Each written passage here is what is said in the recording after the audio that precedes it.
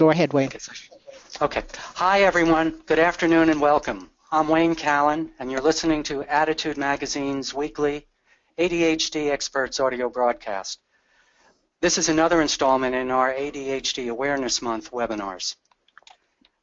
I think we've all been there, whether you sat in a doctor's office with your child while the pediatrician ticked off ADHD symptoms that you had to admit also described you, or you decided it was time to talk with your doctor about symptoms that had been troubling you for years.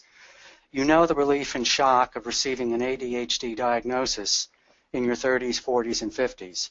For a moment, you can't believe it. Then, as it sinks in, it all makes sense. If this describes you today, today's topic, how to succeed with adult ADHD, will be of great interest.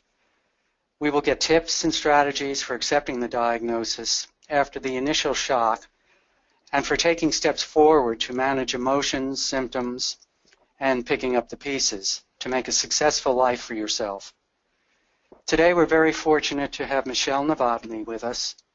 Michele is an internationally recognized expert in the field of ADHD. She's the former president and CEO of the National Attention Deficit Disorder Association, or ADDA. She is an inspiring speaker, best-selling author, psychologist, coach, and parent of a young adult with ADHD. You can reach her at michelenovotni.com. Today, Michele will talk about everything adults diagnosed with ADHD need to know to manage their diagnosis and symptoms, dealing with the emotions that arise from diagnosis later in life, getting support, and developing a blueprint for a successful life. If you're new to our webinars, post your questions in the box on your screen. Michele will give an introduction for a few moments, and then she'll take questions for probably half an hour. If you have problems hearing us, dial in via your phone line. After the webinar, you'll find Michele's slides as well as a replay of the entire webinar. So if you missed something, you can listen to it again on attitudemag.com/webinars, which is on our website, attitudemag.com. So with that introduction, let me turn it over to Michele, and thanks again for being here. Thanks, Wayne. I can't believe I'm going to cover all that in 20 minutes. That sounds exciting. All right, so we're going to cover some of the basics of what do you do when you find out that ADHD is part of your life. So usually, as Wayne had said, it could be that your child was recently diagnosed, you have a friend, you saw an ad on TV, your doctor, you weren't doing well at work. Something sort of brings it up and bubbles it up so that later in life, where you might have been missed early on, someone somewhere says it's ADHD. Now, when you first get the diagnosis, some people are totally relieved. They say, oh my goodness, at least there's a name for it. Now I know why I do that. Because in the past what happened was if you weren't working up to your potential, or if you only worked on things that you enjoyed doing but couldn't follow through with details, you were often called other kinds of things. You were called passive-aggressive, you were called lazy, sloppy, unmotivated. And so ADHD was usually seen as a moral defect.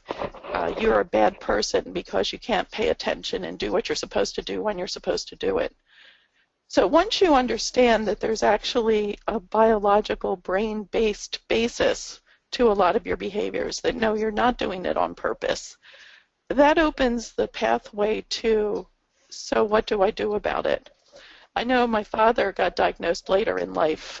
He got diagnosed when he was 60 by his daughter, me. I sent him to a professional later. But that was a real eye-opener for him because he actually started owning all those negative images. People would always say, you just don't work up to your potential, you're not trying hard enough. And because there was no other reason to explain it, he sort of began to take their reasons as making sense. It's like, yeah, I am smart enough to do it. Yeah, I did do it yesterday. I guess I just didn't want to do it today. So what happens is by the time you're an adult, if you find out it's ADHD, oftentimes your self-esteem has been pretty beaten up. So the fact that it's been identified is a wonderful opportunity to figure out how are you going to manage this. Now you know what this is. The first part is going to be to try to set some reasonable expectations. A lot of people with ADHD get really, really excited, and they figure if they go to a doctor, they might get a medication and they'll be better this week. It doesn't usually quite work that way. It often takes a while to find professionals who are going to work with you effectively. Even if you do use medication, it can take several different doses of medication. It could take several kinds of medications. It could even take pairing of medications. And then even if you find a medication that works, you still need to learn the skills because the pills aren't the skills. And if you developed this early on and have kept it going, you've actually missed a lot of really important skills. So the first thing is to be patient, but realize that you're on a path, but it's not going to necessarily be a quick fix. And that's hard for a lot of people to sort of be patient once they know. You know, if you go to see an ADHD specialist, sometimes it can take a couple months to get in to see someone, and that can be incredibly frustrating. Or sometimes you see someone and you get bad advice right off. It's unfortunate that even in this day and age, some people go to their family doctors and are still told ADHD doesn't exist for adults. So again, set some reasonable expectations so that you're not disappointed. Next, it's important to advocate for yourself. There's going to be no better expert on you than you, except maybe for those people who live with you and see you all the time too. Sometimes they have a very, very important perspective that you might be missing.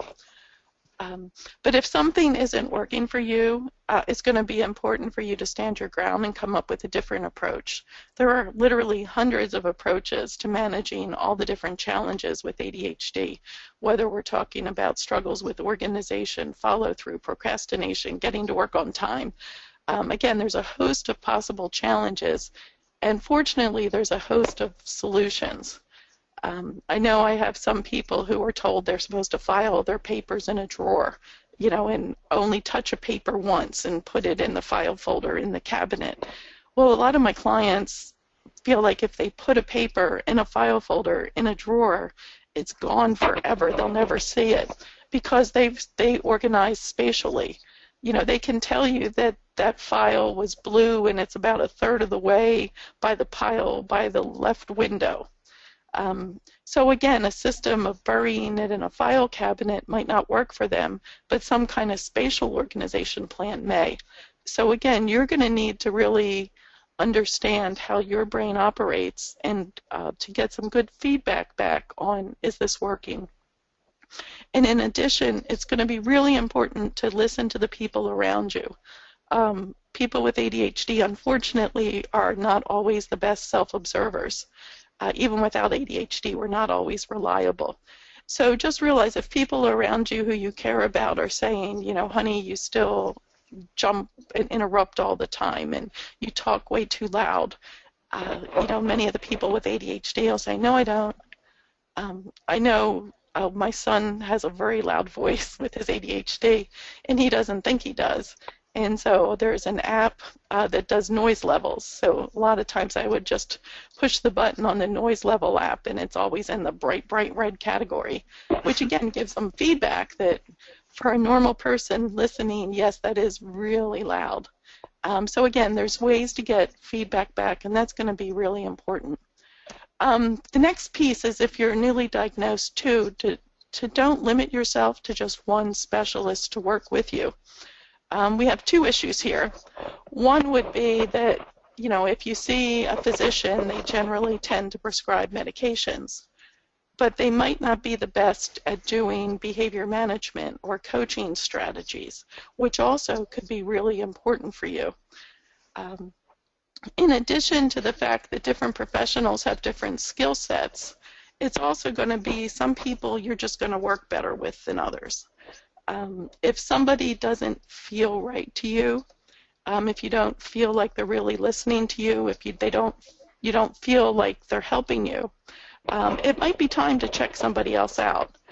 So again, this is going to be a journey for a while, so it's going to be important that you like the person and trust the person or the people that are on your team that are moving forward with you. So don't be afraid to look for more than one, and don't be afraid to supplement, because again, behavioral strategies from somebody who understands ADHD can be really, really beneficial. I've had people that have been on the verge of losing their job, and that's how they found out they had ADHD. You know, a number of times people have been really, really late for work, and you know, the doctor would give them medication, but that still didn't help them get out of bed in the morning and get to work on time. So as a coach, I had to work with people on coming up with strategies. There may be some of you there who have a struggle with getting up in the morning and getting to work. And some of the most effective pieces are going to be things like developing a landing pad when you come home to put all your important keys, wallet, passes, you know, all in one location, so that when you get ready to go in the morning, it can become a launch pad. And then you can grab all those important documents because they're all in one place. I had one client who did a Star Wars plate, and she made this Star Wars plate kind of shrine, and that's where she put all her items. And that became her landing and launch pad. And that really seemed to help her come and go. So again, whatever the specific issues are, we're going to need that. Also, alarm clocks. Alarm clocks vary greatly. You know, you might need an interesting song to wake you up, or you might need quiet, gentle music. You know, I don't know what would be best for you, but it's going to be important for you to work with somebody and come up with all the different tweaks so that you can get yourself dealing with the challenges that you have. Probably one of the most important pieces to take away too would be, even if you are on medication, you might not be on the optimal medication for you. A lot of people try a medication and they don't try the next dose, or they don't try the next level up because what they're on is better than what they were. But it's sort of like glasses. The doctor will keep on adjusting your lenses and say, you know, how's this, how's this, how's this, and then finally they say, you know, it's like, no, it's all blurry. And then you go back to your optimal dose. So many adults use some medication, but they don't optimize the medication. So I would strongly urge you to try to work with somebody who will optimize your medication and work with you. And I would encourage you to give that a shot too, because that just might be the difference between you doing really well and you just getting by. Okay, so we talked about the professionals. If you're just diagnosed with ADHD, most people, it's pretty common to have sadness and a sense of loss. And this is around, oh, if only I would have known. You know, if only I would have known, I probably would have done better in school. Or if only I would have known, I could have maybe become this. Or if only I would have known, maybe my marriage wouldn't be falling apart. So again, as you start to reflect back, you get to see all the different challenges that you had through the lens of ADHD. And oftentimes there's sadness, and sometimes there's even anger. You know, why didn't somebody pick up that I had ADHD?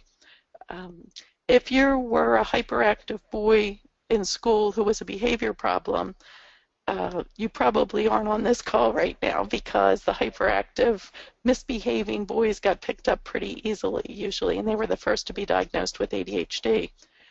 If you're a female with ADHD and you tended to be pretty cooperative, or if you have inattentive ADHD, and so you weren't a behavior problem, it's very likely that you could have been passed up and passed over because people never saw the typical ADHD.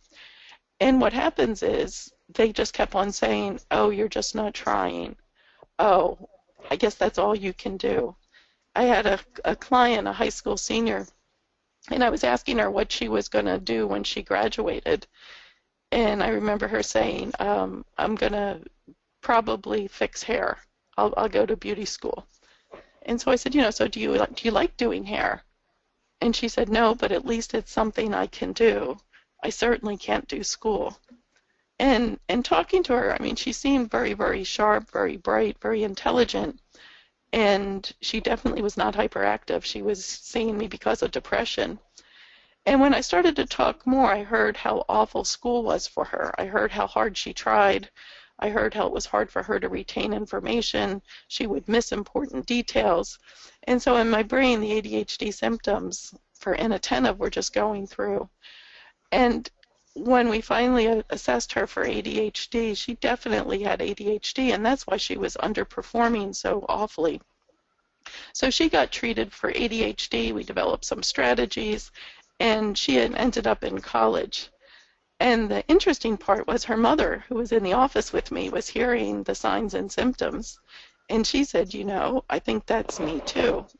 I also didn't graduate from school. I also struggled. And so I went through the checklist with the mom and did an assessment, and sure enough, she also had undiagnosed, untreated ADHD. The next couple months later, I had a call, and both the mother and the daughter had gone to college, and both of them had made the honor roll once they understood the ADHD. So again, it's going to be normal to grieve losses and wish that other people had picked up on it. And you could have seen a doctor, and a doctor could have told you, no, it's not, early on. So it's going to be important to forgive them, grieve your losses, and move on, because staying stuck in the sadness isn't going to help you manage. And now that you know ADHD is involved, there's a whole new world out there. And so it's going to be important to jump in and start figuring it out now that you understand this piece. With ADHD, fortunately, there are strengths. And with any person has strengths, but ADHD seems to have some pretty unique strengths. People tend to think outside the box. They tend to problem solve creatively. They tend to have different perspectives. And so it's going to be really important for you to understand the way you're wired. What is it that you are really good at doing? And how can we use that to help you navigate your life more effectively? I worked with a number of people who are in sales, and they often excel at selling whatever it is they're passionately believing in. And unfortunately, they're usually awful at turning in their travel reimbursement slips, and they're awful at getting in the monthly reports on time on the right form. And so what we have to do is figure out, how do we turn what you're really good at into something that you can use to make up for what you're not. And sometimes we end up delegating a lot of what you're not good at and trading it and bartering it off, and we'll talk a little bit more about that. So it's important to see yourself not for your weaknesses. So if you've been diagnosed, you know what you can't do. You usually can't sustain attention, you can't stay focused, you're easily distracted. You know, there's that whole negative list. So what I'd like you to encourage you to do is, what are you really good at doing? And I'm sure you may have seen it by now, but there's a nice poster that has a fish and trees. And, you know, the fish don't climb trees, but imagine if fish were judged on their tree climbing, they would be a terrible failure. But now imagine if fish were judged on swimming. You know, there they would excel. So the important part is to know if you're a tree climber or a swimmer, and see if we can get you in an environment where you're likely to excel.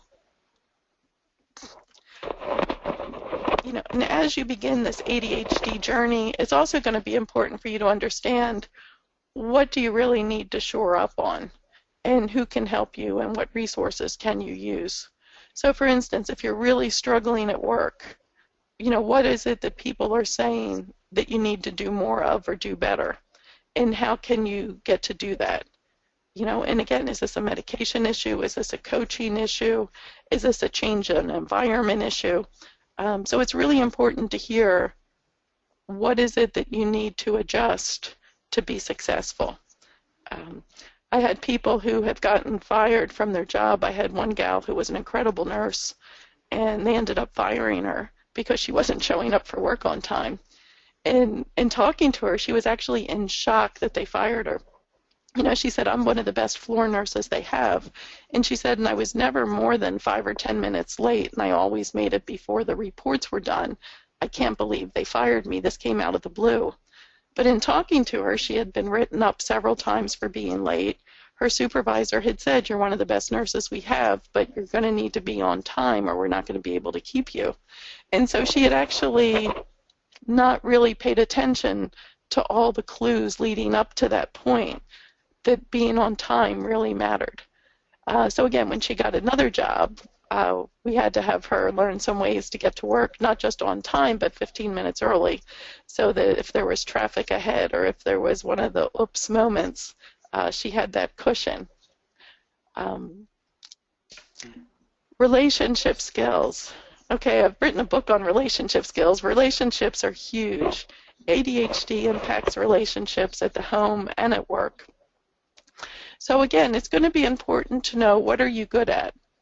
And also important, what have others told you that you're not so good at?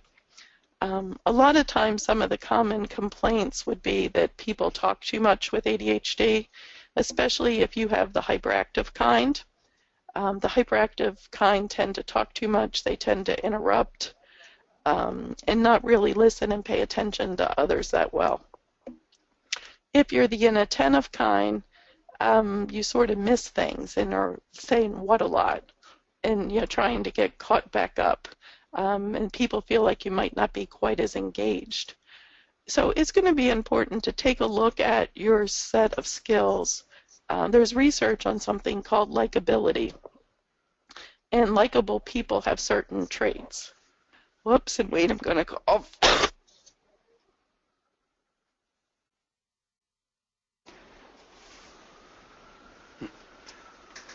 Michelle has been struggling with the cold. She'll be right back. She was talking about likability. I'm assuming she's still there.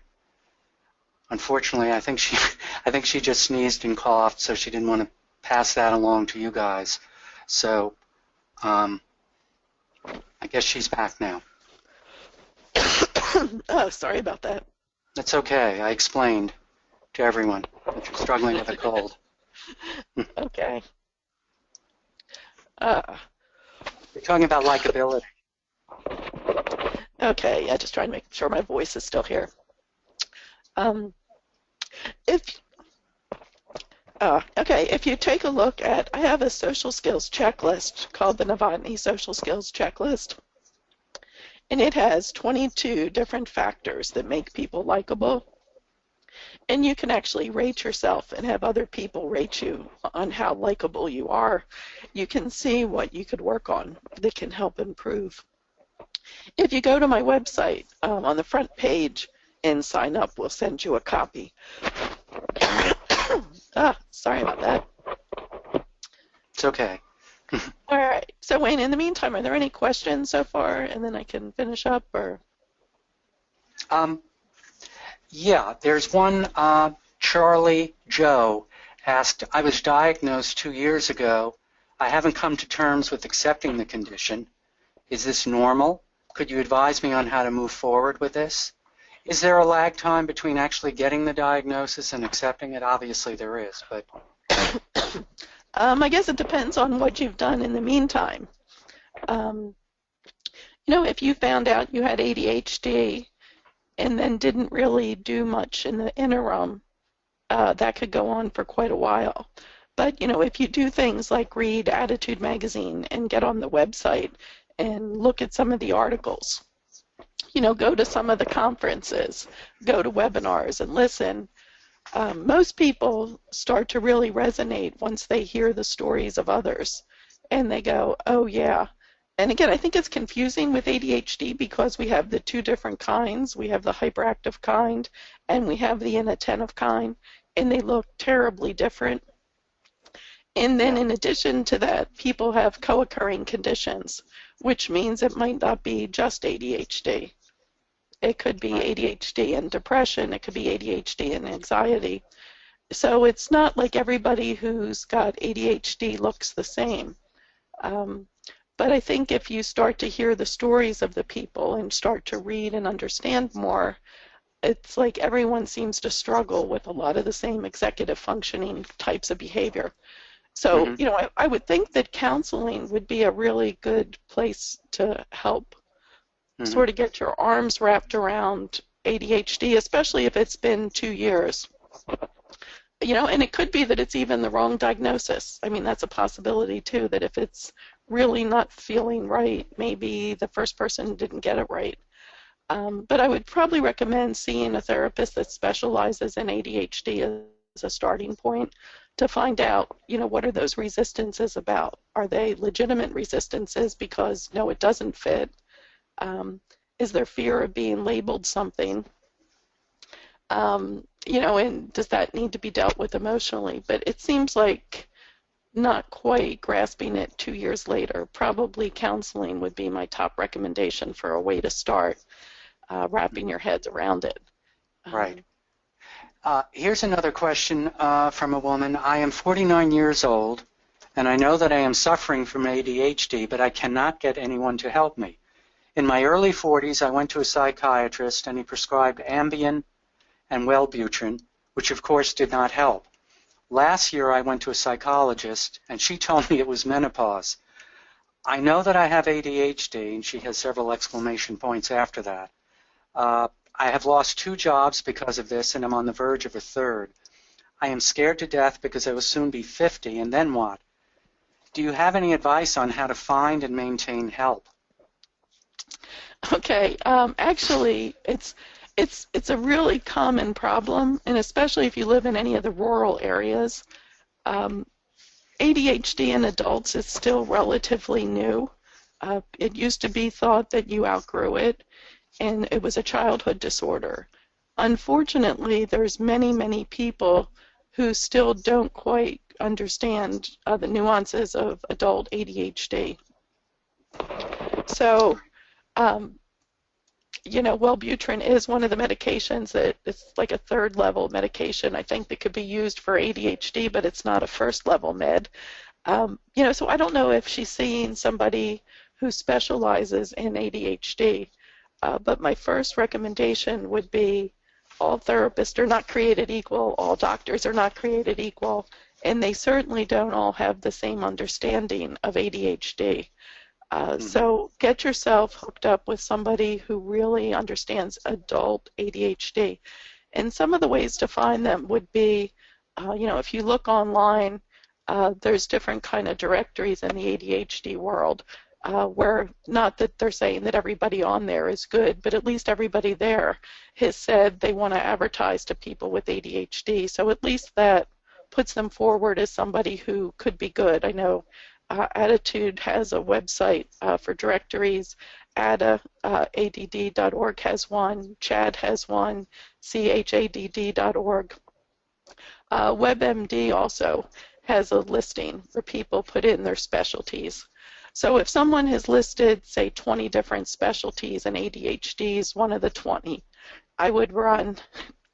So especially if you've bumped into some problems, find somebody who understands. Mm-hmm.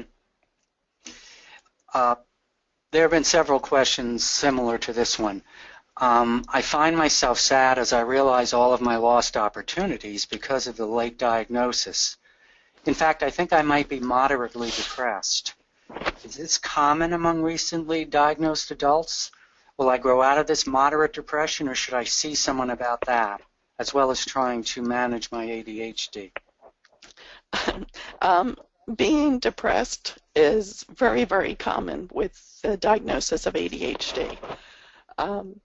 And usually, again, depending on, the person had said mild, so I'm not sure it needs an intervention yet, but it might.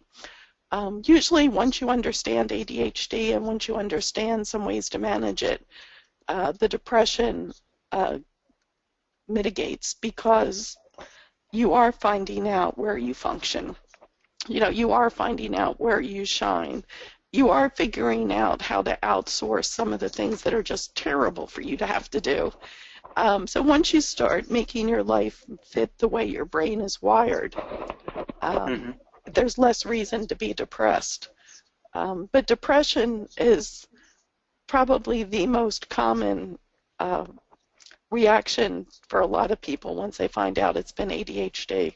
Especially if they don't understand it well. If you come from a long family of people with ADHD, it's like, oh, well, me too. And at least you know that people have managed, people have survived, and, you can go on from there. But again, some people, it can be a blow to your sense of self because you're not perfect. But basically, you're not going to be perfect anyhow, so Right. that's a whole other issue. Yeah. Do you want to pick up the slides, or should we just continue with the questions, Michelle? Let me know. All right, I'll pick up, and then we'll see how I do. Okay. All right. Yeah. So it's also going to be important for you to tell other people that you have ADHD in your own way, so they won't label your behavior. And this happens a lot in the workplace. Some people need formal accommodations for their ADHD. Sometimes you don't need formal accommodations as much as you need different strategies. And most workplaces have gotten fairly good at adapting around people.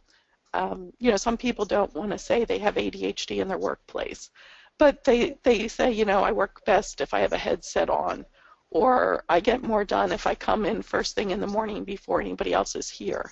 So again, you don't have to say I'm highly distractible, therefore I need this, I have ADHD, but you can just say, would it be okay if I worked, like an hour before everybody else came in, because I really get a lot done then. Mm-hmm. Or, at meetings, to ask people, can I run this by you to make sure I got the most important part right? So that's going to be important, because otherwise people are going to think, if you're wearing a headset when most people don't wear headsets, they're going to think that you're trying to avoid them. I know that, again, my son is a computer programmer, and his workplace was perfect for somebody with ADHD.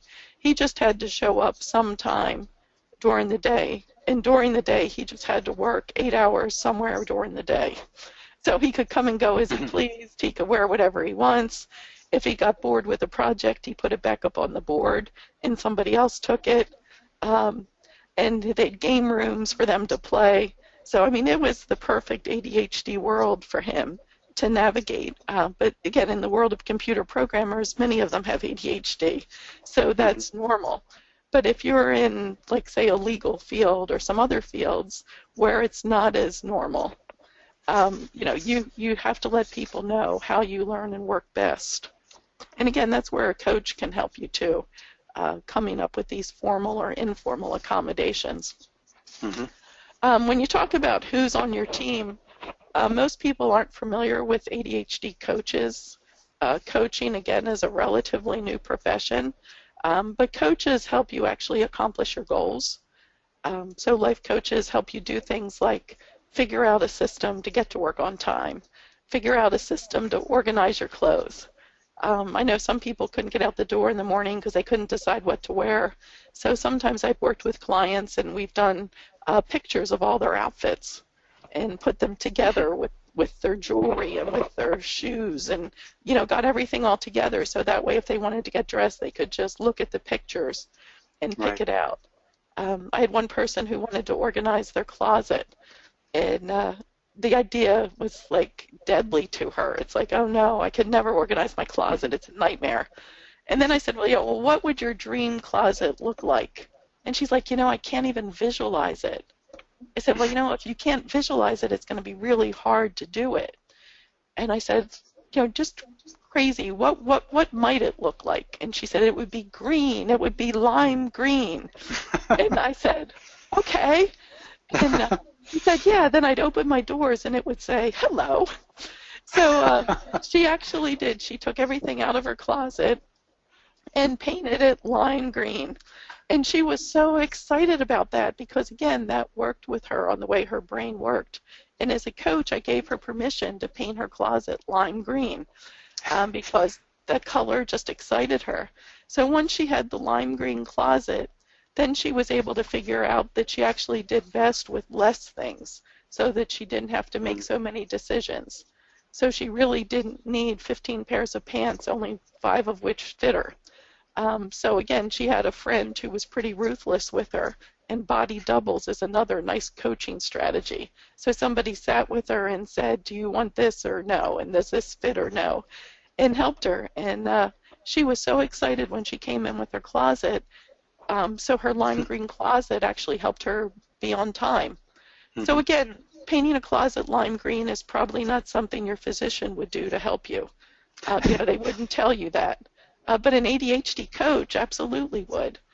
So again, you may need a coach to help you with practical life skills. You might need a physician to help with medication management. you might need technology. And Wayne, you know this one with all the apps for ADHD. Mm-hmm. Yes. You know that there's many, many apps that can help people be more effective and efficient. So technology really can help. It can help you capture receipts. It can help you track your money. It can help you find out where you are, where you're going. There's even an app that tells you to leave now based on the traffic patterns. So again, there's a whole world of support out there once you understand what's going on to stop you from being effective and efficient. Mm-hmm. All right. The final word of advice here before we get back to more questions would be to understand that ADHD is going to be a marathon, not a sprint. This isn't going to be one shot. I'm going to do this one thing, and then I can cross ADHD management off my list. Especially if you've been diagnosed later in life, you haven't developed a lot of the strategies, structures, supports, and skills, and some of these you're going to need to learn or relearn. Also, you have the whole self-esteem, and again, the self-esteem has really been damaged by most people with ADHD who get diagnosed later in life because they've run into brick walls over and over again and haven't known why. So again, if you've gotten to the point where you've figured out it's ADHD, kudos to you, because you must be resilient, you must be persistent, hard-headed enough to keep on trying. And I really commend you for that and your spirit for that, because it's hard to have come up through the ranks and not know that this is a piece of it.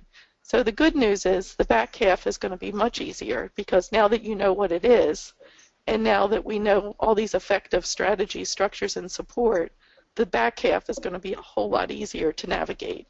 But again, it's not going to be super duper fast. It's going to take a little bit, so be patient.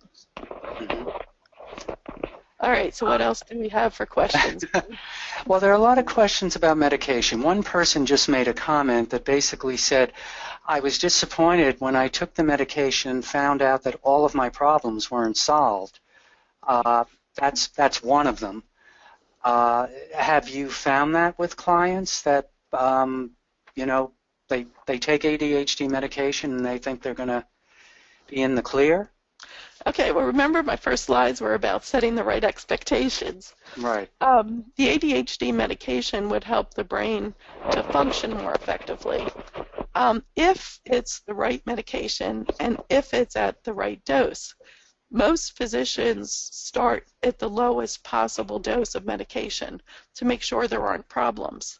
So the chance of you responding to the lowest possible dose is probably fairly small. Right. So it's very common to need the medication to be adjusted several times. And the physicians that I like to work with were the ones that would, let the clients adjust their medication quickly. There were some doctors who would put somebody on the lowest dose of a med and then tell them to come back in 3 or 4 months. That's a living nightmare for somebody with ADHD. Mm-hmm. Usually they want you on the same med for a week to 2 weeks, but then they could say, and if all goes well, call my office and then we can increase it. So you're going to want somebody who's going to be pretty assertive working with you. So the first dose of a med, it doesn't surprise me that it wouldn't work. But even if it did work, we still have the fact that you have a lifetime of habits and skills that you're missing. Because while other people were learning all those gap things, you weren't. While other people were learning how to navigate relationships, you might not have been. So again, there's still a lot of skill learning that need to be backfilled for everything that's missed. So again, the pill isn't the skill, and that's why ADHD should be managed with a group of people, helping you with the skills as well as with the physical issues. Right. A lot of questions about you mentioning before the optimal level of medication. A lot of people are asking, how do I know if I'm taking an optimal level of medication? I'm a 34-year-old Chinese-American female, just diagnosed this past March. I am focusing better with 20 milligrams of Vyvanse. How do I know if it's optimal, though?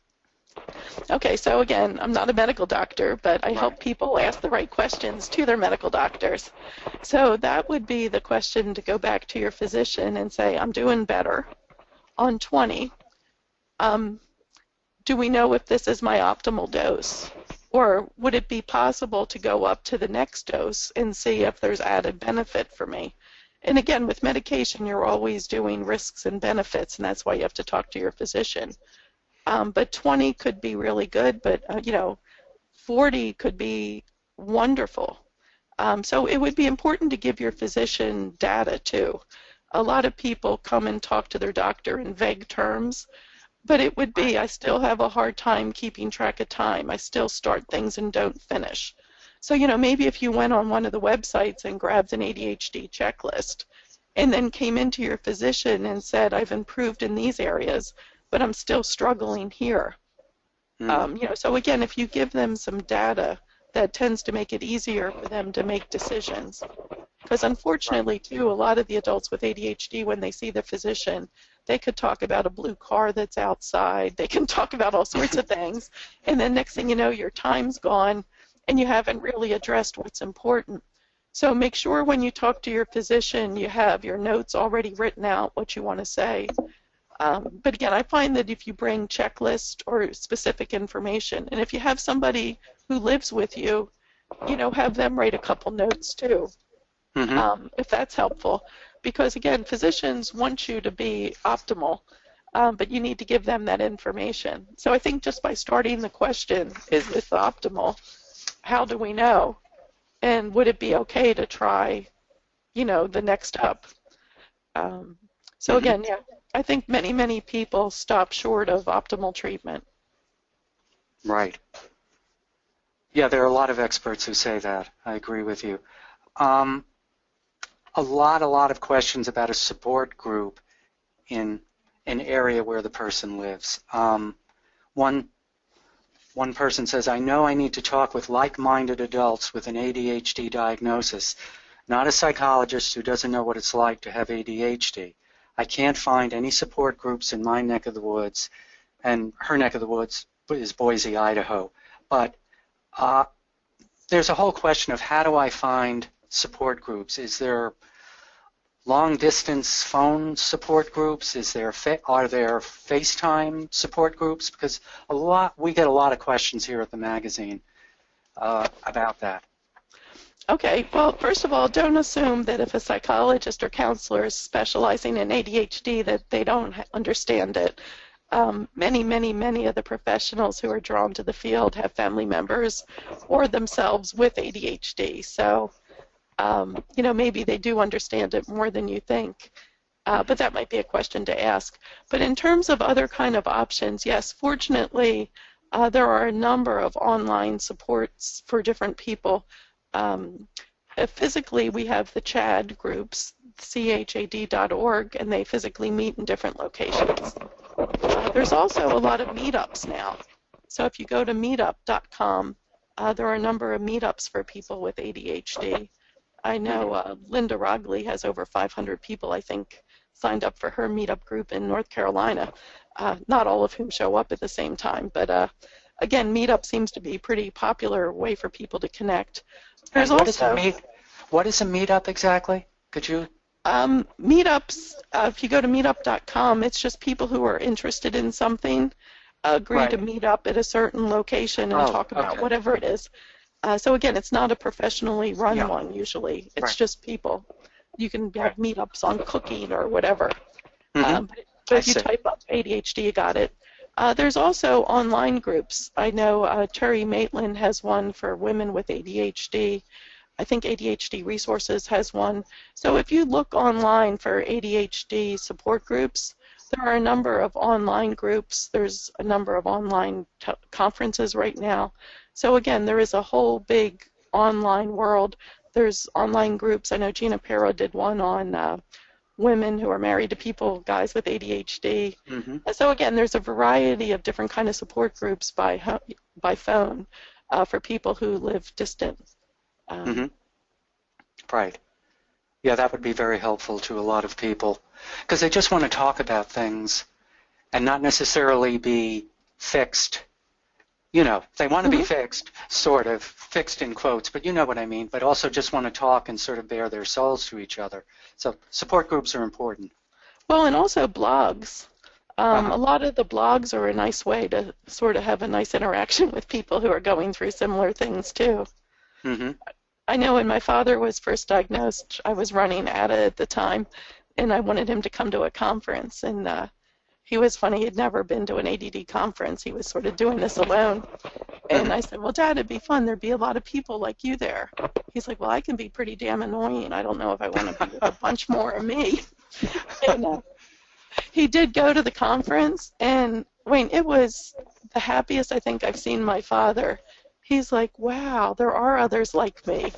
And Yeah. he was just so thrilled that he met some really bright, sharp people who would be just as limited in some of the same areas he was. And he just felt so warm and fuzzy that he had Right. found others, that he wasn't Mm-hmm. alone.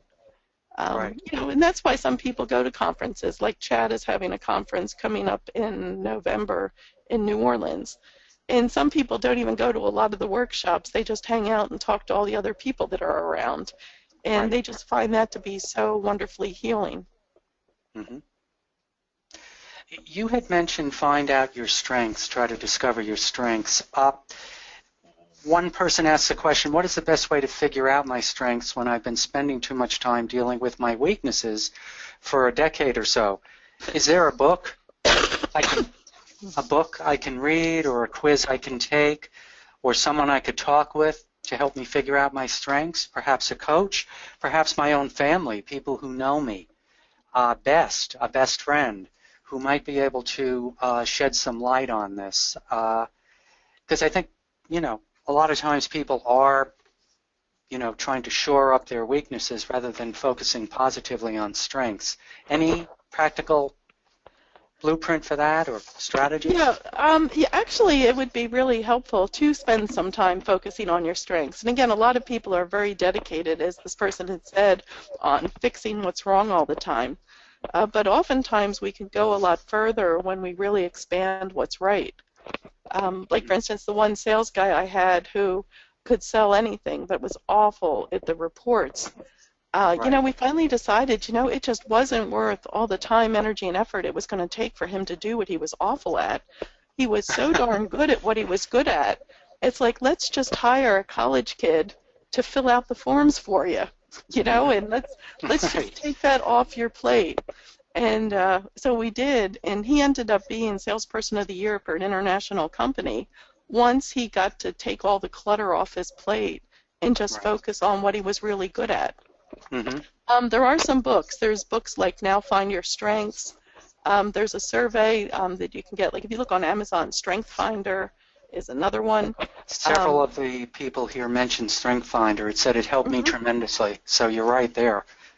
Yeah, it's a really nice thing to do. And then also if you have kids, as parents, we tend to spend a lot of time and energy focusing on what our kids do wrong all the time. And so it would be Mm. really good to also, maybe take a look at their strengths. And StrengthsFinder does have a version for college-age kids, for the high school kids, to spend some time and energy around what are your strengths. But it's definitely worth a little bit of time. And again, coaches can help you find your strengths. Coaching is often very strength-based, and that's one of our first things. It's, if you ever were on Mm-hmm. time, how did you get yourself there? What did you do that time that worked? What strengths did you rely on? So again, coaching is a field that's all around, finding your strengths and utilizing your strengths to succeed. Mm-hmm. Several questions about when should I start shopping around for a new doctor or specialist? Are there some signals or things people should be aware of when the relationship, maybe you like the person, but you're not getting the help you need. It's just not happening for you. So are there any points people should be aware of when they should start shopping around? I guess the first thing would be if you found somebody carefully the first time. So, if you checked and somebody really has expertise in, say, ADHD, and, you're just not happy, that's worth a couple conversations. You know, it's like I just don't feel like I'm making enough progress, or I'm wondering if there's more. So it would Right. definitely be worth trying to see what else. Is there something else I can be doing to help, you know, us get to a better point? Mm-hmm. If you sort of backed into working with somebody because the physician's assistant was the person that was on duty that day and they really don't get this and they don't understand it, Mm-hmm. I'd probably be looking sooner as opposed to later. Right. So again, if you're currently working with somebody without skills and expertise in ADHD and you're not doing well, I would encourage you to probably look sooner as opposed to later. If Mm-hmm. you have found somebody who's supposed to be fairly good at ADHD and it doesn't seem like it's working for you, I would probably try to have a couple conversations before changing. Um, Also, if it just doesn't feel right, and this is a little hard to describe, but sometimes somebody just doesn't feel comfortable to be working with. And if that's in place, you might want to start looking too, because goodness of fit is going to be really important. Because if you don't really trust somebody and feel so comfortable with somebody, you're probably not going to be as open and honest with them. And if Mm-hmm. you're not open and honest with them, you're probably not going to be working on the things that are as important. So again, having a real connection with the person you're working with can help you move along a lot quicker. Because Mm-hmm. again, I mean, some of the stuff we talk about in coaching, some of these people are deeply embarrassed. And, you know, they have to feel comfortable enough to tell me, no, they didn't do this again. And they don't know why they didn't do this. Or, Mm-hmm. you know, that this awful thing happened to them. But again, coaching and counseling are about creating a safe place where you're comfortable. But if you're feeling judged, or especially if you're feeling shamed, you know, if somebody's telling you you shouldn't do this, and, you know, then it might be time to start looking around. So those would be Right. some signs. Yeah. But Mm-hmm. if you're not doing well, see if you can do better. Mm-hmm. Several people have said they felt alone after their ADHD diagnosis. One person was diagnosed in his early 30s. Staying connected was always difficult for me, but now I go through times when I don't really feel like calling anyone. I try not to listen to the inner voice telling me that there is no point calling this or that person. Uh, Probably, or they said perhaps it could be the shame that I feel over the ADHD diagnosis and I'm isolating myself. Hmm. I don't know. I don't know if you've run into that. But this person wants some kind of help or some kind of Well, direction. well, again, this is sort of similar, I think, to the person that talked about the depression. Uh-huh. But with ADHD, some people tend to view themselves as defective or damaged goods. And that's going to be really important to understand. There's nothing you did to make yourself ADHD. You know, just like there's nothing Right. you could do if you have, you know, I don't know, if you have a short foot or if you have an eye defect. I mean, we know that you're born that way. It's physiological.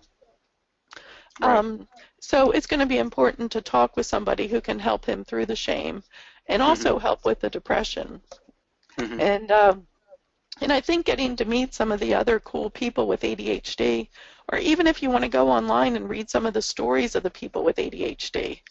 I mean, you know, like Ty Pennington was one of the guys that was very ADHD, and Mm-hmm. who else would rip down whole houses and try to build it with like 100 people in a day or something? Um, you know, and then there's Michael Phelps who did the swimming, and his mom just didn't know what to do with him, so she threw him in a swimming pool and tried to keep him busy swimming. You know, and if you start to read up, there's millions of people who have ADHD, and a lot of them are celebrities, and a lot of the celebrities have actually opened up their lives to people. Even Adam Levine, you know, Maroon 5, talks about his ADHD. Mm-hmm. So, you know, I think, and Shane Victorino is another one. I mean, so there's a bunch of people who are well known who have ADHD and have figured out ways to manage it. I think Mm-hmm. there's even a poster of brilliant people who were suspected of having ADHD. So again, I think read some of the stories online. And then Wayne, does Attitude have stories on their website now? Yes, we have loads of personal stories on the website that come from the magazine, and some are written as guest blogs. Be Our Guest, we call it, and many, many people talking about how they've dealt with their ADHD and other challenges.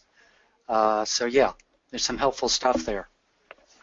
Because, yeah, people reading success stories and people reading other people's stories can definitely help you feel not alone. And it's not as scary as going to a meetup or something. Right. But again, I think if you go to any group of people with ADHD, I love ADHD conferences. Yes. It's just the warmest, most open group I've ever been in. Mm-hmm. And it's just, for me, it's just really encouraging to be there and see how much they reach out to other people. Now, again, trying to get one whole conversation finished from start to finish is also a challenge, and things jump around. Right. But yeah, you're definitely not alone, and it's not awful either once you learn how to manage it. Mm-hmm. Just one last one. I wanted to bring this up because so many senior citizens realize they have ADHD, and they're really, no one knows what to do for them at that point. Anyway, this was a very moving one. I'm a 78-year-old female just diagnosed with ADHD after all these years of struggling. I always knew something was wrong, but pushed through and coped as best I could. I have not taken any medication for this, and at this age, not sure if stimulants are a good idea anyway. I know my habits and behaviors are pretty fixed at this point, but any helpful suggestions you could provide for me? Well, I think the first thing might be to get an official name to it. I wasn't sure, was the person officially diagnosed or just thinks? No, just thinks. Okay, so... Oh, no, I'm sorry. She said she was just diagnosed with it, and she wants to know what to do at the ripe old 78. All right, so at the ripe old age of 78, I think it would be important to see what ways would ADHD be limiting you at this point in time. There are some, I live in the villages in Florida, and we have some really active 78-year-olds. In fact, we have some 82 and 3-year-olds that are kicking our butts at golf and tennis and all sorts of stuff around here. So, 78 is definitely not a death sentence by any means. So the important part would be, is there something that you're not able to do because of the ADHD? What ways is it getting in your way? Also, I think maybe a little bit of counseling to understand, because again, you have the grief. If only I knew I had ADHD, Right. What might I have been? So again, you might need to process that. I don't know that medication would be given or not given because of the age. I know physicians usually look at physical health. So that would be something to talk to your doctor about. Suppose she's writing a book at 78. And, and maybe there would be a short-acting medication during the time she's doing that. Or it could be that with the other medications it wouldn't work. I think at this point, ask the question. Yes, there could be medications, but then also there could be coaching strategies that could be helpful. So I think it starts with how is ADHD getting in your way? And at 78, if you just got diagnosed, it must be getting in your way somehow, or you wouldn't have gone to the trouble to get diagnosed. And so then definitely figure out what to do about it. Because we're here as long as we're here, so we might as well make the best of it, however old we are. Well, that's very good. Very good advice. And that'll have to be the last question. We're approaching 2 o'clock. So, Michele, thanks so much for your insights and strategies. I'm sure your advice will make a positive difference for a lot of adults who are listening in. Thanks again for coming. Really appreciate it. And we're grateful to all of you for listening in. Next week, on October 27th, Laura Stevens will talk about nutritional strategies and tips that will benefit children and teens with ADHD to help optimize their brain. We'll see you then. Have a good day, everyone.